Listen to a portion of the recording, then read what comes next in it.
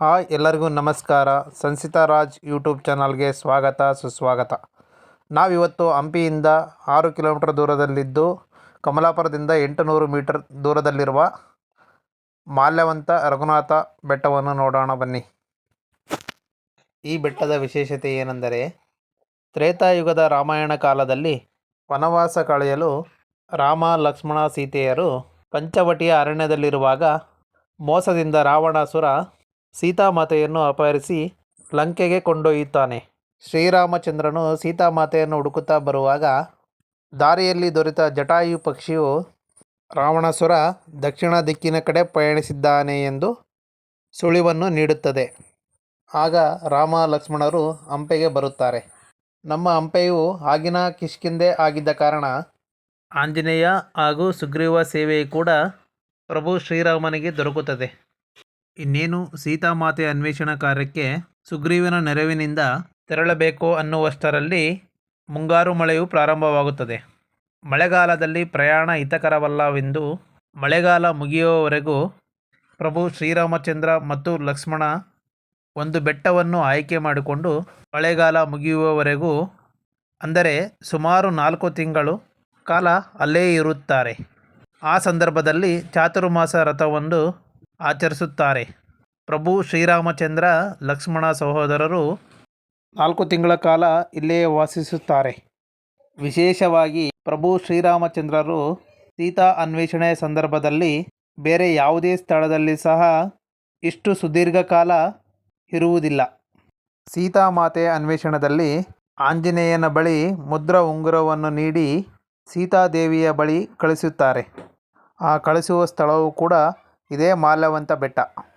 ಹಾಗೆಯೇ ಸೀತಾದೇವಿಯಿಂದ ಒಂದು ಗುರುತಾಗಿ ಚೂಡಾಮಣಿಯನ್ನು ಆಂಜನೇಯ ಸ್ವಾಮಿಯು ತೆಗೆದುಕೊಂಡು ಬಂದು ಪ್ರಭು ಶ್ರೀರಾಮಚಂದ್ರನಿಗೂ ತೋರಿಸಿದ್ದು ಕೂಡ ಇದೇ ಜಾಗ.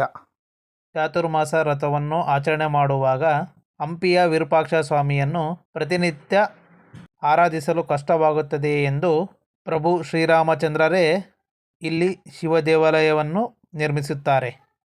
ದೇಗುಲದ ಮುಂಭಾಗದಿಂದ ಸುತ್ತಮುತ್ತಲಿನ ಸೊಗಸಾದ ದೃಶ್ಯಾವಳಿಗಳನ್ನು, ಸೂರ್ಯೋದಯ ಹಾಗೂ ಸೂರ್ಯಾಸ್ತಮವನ್ನು ಇಲ್ಲಿ ಕಣ್ತುಂಬಿಕೊಳ್ಳಬಹುದು.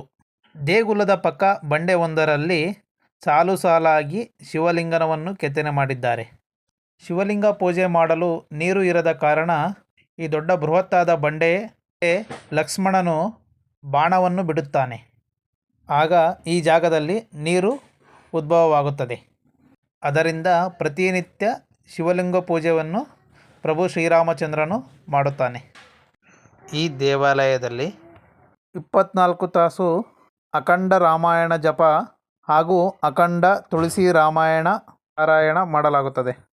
ಮಾಲ್ಯವಂತ ರಘುನಾಥ ದೇವಾಲಯದ ಮತ್ತೊಂದು ವಿಶೇಷತೆ ಏನೆಂದರೆ, ವರ್ಷದ 365 ದಿನಗಳು ಸಹ ಈ ದೇವಾಲಯವು ತೆರೆದಿರುತ್ತದೆ.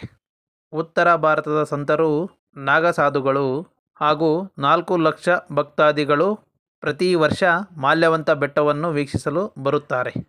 ಹಾಗಾಗಿ ಹಂಪೆಯ ಸಮೀಪದಲ್ಲಿರುವ ಮಾಲ್ಯವಂತ ರಘುನಾಥ ದೇಗುಲವನ್ನು ದಕ್ಷಿಣ ಭಾರತದ ಅಯೋಧ್ಯೆ ಎಂದು ಕರೆಯುತ್ತಾರೆ. ಮಾಲ್ಯವಂತ ರಘುನಾಥ ದೇವಾಲಯದ ಗರ್ಭಗುಡಿಯಲ್ಲಿ ಯೋಗ ಮುದ್ರೆಯಲ್ಲಿ ಕುಳಿತಿರುವ ಪ್ರಭು ಶ್ರೀರಾಮಚಂದ್ರರ ವಿಗ್ರಹವಿದೆ. ಪ್ರಭು ಶ್ರೀರಾಮಚಂದ್ರರು ಅವರ ತಂದೆಯಾದಂಥ ದಶರಥ ಮಹಾರಾಜರ ಇದೇ ಬೆಟ್ಟದ ಮೇಲೆ ಪಿಂಡ ಪ್ರದಾನವನ್ನು ಮಾಡಿದ್ದರು ಎಂಬ ಉಲ್ಲೇಖವೂ ಸಹ ಇದೆ. ಇಲ್ಲಿ ಗರ್ಭಗೃಹ, ಅಂತರಾಳ, ಸ್ತಂಭಗಳುಳ್ಳ ಮಂಟಪ ಮತ್ತು ವಿಶಾಲವಾದ ಸ್ತಂಭ ಮಂಟಪವನ್ನು ಹೊಂದಿದೆ. ಗುಡಿಯ ಉತ್ತರ ದಿಕ್ಕಿಗೆ ಒಂದು ದೇವಿಯ ಮಂದಿರವನ್ನು ಕೂಡ ಕಟ್ಟಲಾಗಿದೆ. ದೇವಾಲಯಕ್ಕೆ ಉನ್ನತವಾದ 2 ಮಹಾದ್ವಾರಗಳಿವೆ. ಪೂರ್ವ ಮತ್ತು ದಕ್ಷಿಣಕ್ಕೆ ಇರುವುದನ್ನು ಕಾಣಬಹುದು. ಪಾರಾಯಣಕ್ಕಾಗಿಯೇ 10 ಮಂದಿಯನ್ನು ನಿರ್ಮಿಸಲಾಗಿದೆ.